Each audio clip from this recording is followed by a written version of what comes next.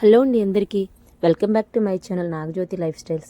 ఈరోజు నేను మంగళవారం కందిపప్పు దీపం పరిహారం దాన్ని పెట్టడం వల్ల మనకి జరిగే మంచి ఏంటి అనేదైతే నేను ఈ వీడియోలో చెప్పబోతున్నాను.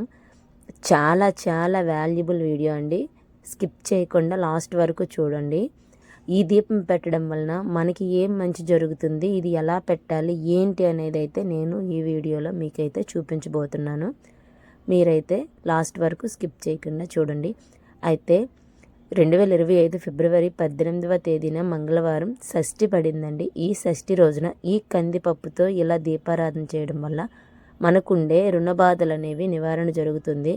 అలాగే కాలసర్ప దోషం, కుజగ్రహ దోషం ఇవి ఏవైనా సరే నివారణ అయితే జరుగుతుంది.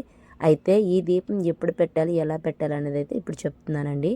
ఈ మంగళవారం రోజున దుర్గాదేవి కానీ లేదు అనుకుంటే మనకి సుబ్రహ్మణ్య స్వామి టెంపుల్లో కానీ ఈ విధంగా మనం కందిపప్పుతో దీపారాధన చేయడం వల్ల మనకుండే కాలసర్ప దోషం, కుజగ్రహ దోషం, భయంకరమైన అప్పుల నుంచి కూడా మనకైతే నివారణ అయితే దొరుకుతుందండి. అంటే ఏదో ఒక రకంగా మనకి డబ్బు అయితే కలిసి వస్తుంది. దాని ద్వారా మన అప్పులు అయితే తీరిపోయే మార్గం అయితే చూపిస్తుందండి. ఈ దీపం పెట్టడం వల్ల మనకి ఎక్కడి నుంచో ధనం అనేది మూటలాగా మనకైతే పడిపోదు, కానీ మనకి ఏదో ఒక రకంగా అది మనకి సమకూరుతుంది ఇలాంటి పరిహారాలు చేయడం ద్వారా. అంటే బెల్లం దీపం, ఉప్పు దీపం ఇలాంటివి. అయితే ఇప్పుడు ఈ దీపం ఎలా పెట్టాలనేది నేనైతే వీడియోలోకి వెళ్ళిపోదాం చూపిస్తున్నానండి.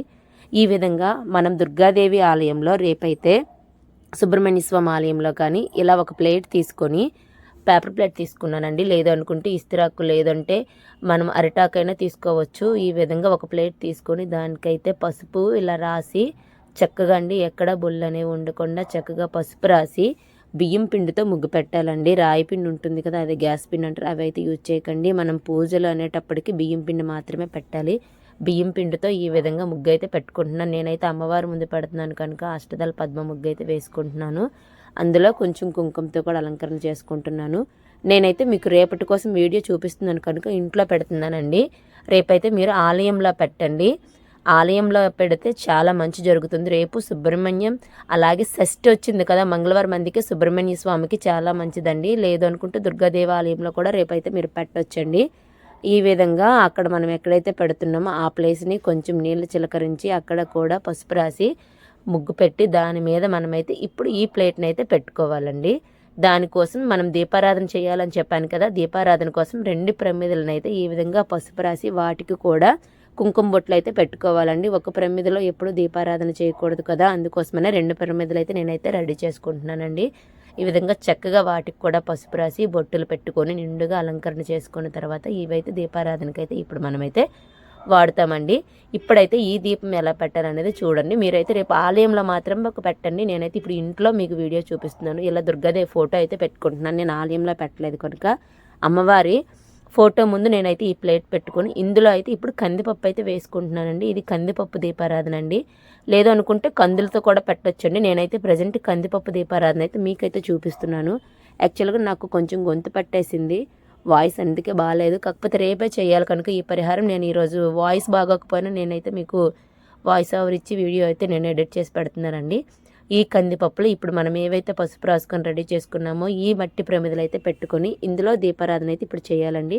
కంపల్సరీగా ఆవు నెయ్యి లేదా నువ్వుల నూనెతో మాత్రమే పెట్టండి.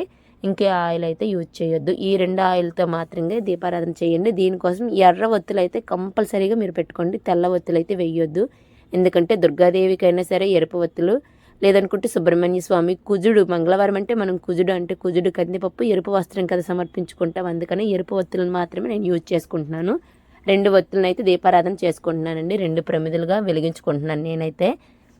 మీరు కూడా ఇదే విధంగా ఆవు నెయ్యి లేదా నువ్వుల నూనె మాత్రమే యూజ్ చేసుకోండి. సరిగా ఎరుపు రంగు ఒత్తులను మాత్రమే పెట్టడానికి ట్రై చేయండి. మనం చాలా కష్టపడి పరిహారం ఏదైనా చేసుకుంటాం కదా, మన ఆర్థిక పరంగా కలిసి రావడానికి, మన ఇంట్లో ఉన్న సమస్యలు ఏవైతే తీరిపోవడానికి. అలాంటప్పుడు చేసేది ఏదైనా సరే చాలా మనం దానికి ఎక్కువ ప్రాముఖ్యత ఇవ్వాలి, ఇంపార్టెన్స్ ఇవ్వడం ద్వారా మనం ఏ విధంగా చేయాలో ఆ విధంగానే చేస్తే దాని యొక్క ప్రభావం అనేది మనకి ఎక్కువగా ఉంటుందన్నమాట. అందుకోసమనే నేను చెప్తున్నాను. అలాగే ఎరుపు రంగు పువ్వులు కూడా మీరైతే సమర్పించుకోవాలండి. నేను వీడియో ఎడిట్ చేస్తున్నప్పటికీ నా దగ్గర ఎరుపు రంగు పువ్వులు అయితే లేవు. నేను రేపటికైతే తెచ్చి పెట్టుకుంటాను. ఈవినింగ్ నేను రేపు పెట్టుకుంటాను కనుక ఇప్పుడు ఉన్న పువ్వులతో మీకు వీడియో చూపిస్తున్నానండి. ఈ విధంగా 2 ఒత్తులు వేసుకున్న తర్వాత దీపారాధన అయితే చేసుకుంటున్నానండి. ఆలయంలో కూడా మీరు ఇదే విధంగా చేసుకోండి. అలాగే దీపారాధన చేసిన తర్వాత అమ్మవారికి నైవేద్యంగా ఏదో పండు పెట్టుకోవచ్చు. అలాగే కొబ్బరికాయ కూడా కొట్టాలనుకుంటే కొట్టుకోవచ్చండి. కొబ్బరికాయ కొట్టాలని నియమం అయితే లేదు. మనం పెట్టాల్సిందైతే మనస్ఫూర్తిగా మన బాధలు నివారణ చేయమని చెప్పి మనకి ఏదైతే కోరుకుందో అది స్వార్థం లేని కోరిక కనుక మనం ఏం చేసినా మన కుటుంబం కోసం మన ఆర్థిక పరంగా మనకి ఎటువంటి సమస్యలు లేకుండా ఉండాలని కోరుకుంటున్నాం కనుక ఈ విధంగా దీపారాధన చేస్తే సరిపోతుందండి. దీనికి సకల నైవేద్యాలు సకల వస్తువులు ఉండాలనేది అయితే నియమం ఏమీ లేదండి. వినాయకుడు మనం ఏ పూజ చేసినా వినాయకుడు అనేది మనకు కంపల్సరీగా ఉండాలి కదా. వినాయకుడిని అయితే పెట్టుకున్నాను, పసుపు గణపతిని. అలాగే పసుపు గణపతికి బెల్లం కూడా నైవేద్యంగా పెట్టుకున్నాను. అమ్మవారికి అయితే తాంబూలం పెట్టుకున్నాను, దాంట్లో ఫలం పెట్టుకున్నానండి నేనైతే నైవేద్యంగా. ఇంకా ఇంతకు మించి నేను నైవేద్యంగా ఇంకేం పెట్టలేదు. మీరు ఏమైనా పెట్టాలనుకున్న అమ్మవారికి ఇష్టమైనవి అలాగే సుబ్రహ్మణ్య స్వామికి ఇష్టమైనవి కూడా మీరు పెట్టుకోవచ్చు. అలాగే ఇప్పుడైతే మనము అంగారక రుణ విమోచక స్తోత్రం అలాగే సుబ్రహ్మణ్య స్వామికి సంబంధించి ఏవైనా మంత్రాలు అయితే మనమైతే చదువుకోవాలండి. దుర్గా స్తుతి అలాగే దుర్గాష్టకం ఇలా కూడా చదువుకోవాలి. నేను ఎందుకంటే దుర్గాదేవి ముందు పెడుతున్నాను కనుక మీరు సుబ్రహ్మణ్య స్వామి ముందు పెట్టినట్లయితే అంగారక రుణ విమోచక స్తోత్రం ఇవన్నీ చదువుకోవచ్చండి. అలాగే సుబ్రహ్మణ్య స్వామి ఆలయంలో మనం ఏమైనా పెట్టినట్లయితే కుజగ్రహానికి సంబంధించి ధరణీ గర్భ సంభూతం విద్యుత్కాంతి సమప్రభం కుమారం శక్తి హస్తం ఈ మంత్రం ఉంది కదా, ఈ మంత్రాన్ని అయితే మనం పట్టించవచ్చండి మనం ఈ పూజలో అయితే.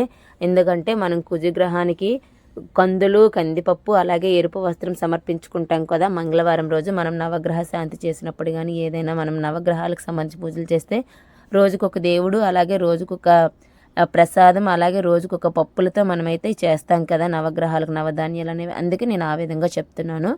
ఈ విధంగా దీపారాధన చేసిన తర్వాత మన బాధలు ఏవైతే ఉన్నాయో మనకి కాలసర్పదోషం అంటే పిల్లల సంతానానికి సంబంధించి కానీ భార్యాభర్తల మధ్య సఖ్యత లేకపోవడానికి కానీ కాలసర్పదోషం కుజగ్రహ దోషం అనేది చాలా వరకు దాని ప్రభావం అయితే మన మీద ఉంటుందండి. సంతానం కలగడానికి కానీ భార్యాభర్తల మధ్య సఖ్యతకు కూడా కుజగ్రహ దోషం వల్ల చాలా సమస్యలు అయితే వస్తూ ఉంటాయి. అలాగే ఆర్థిక పరంగా మన ఇంట్లో ఉన్న రుణ బాధలు ఏవైనా ఉన్నాయా శత్రు బాధలు ఉన్నాయి అవి కూడా నివారణ అయితే ఈ విధంగా అయితే జరుగుతుందండి. ఈ విధంగా మీరైతే ఈ కందిపప్పులో దీపారాధన రేపైతే తప్పనిసరిగా చేయండి.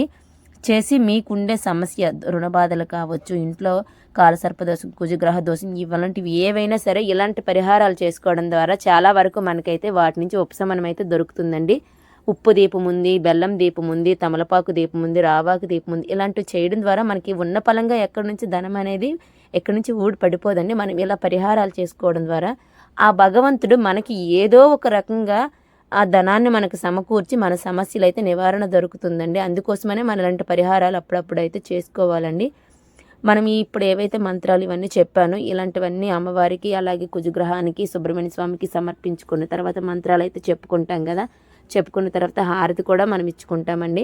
హారతి ఇచ్చుకొని పాదాల మీద పడి చక్కగా అమ్మవారికి కానీ లేదంటే సుబ్రహ్మణ్య స్వామికి కానీ ఈ విధంగా మనమైతే రేపు చేసుకోవాలండి. మన కోరికలు అయితే చెప్పుకోవాలి, మన బాధలు అయితే నివారణ చేయమని మనస్ఫూర్తిగా అడగాలి.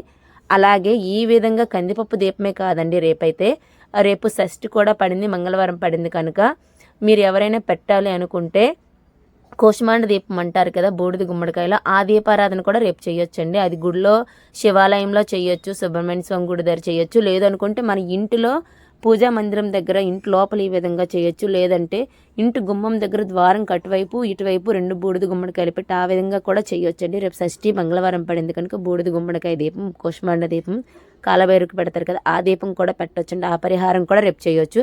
ఎవరైనా చేయాలంటే ఆ విధంగా చేయొచ్చు. లేదనుకుంటే ఈ కందిపప్పు దీపారాధన కూడా రేపైతే కంపల్సరీగా చేయండి మంగళవారం.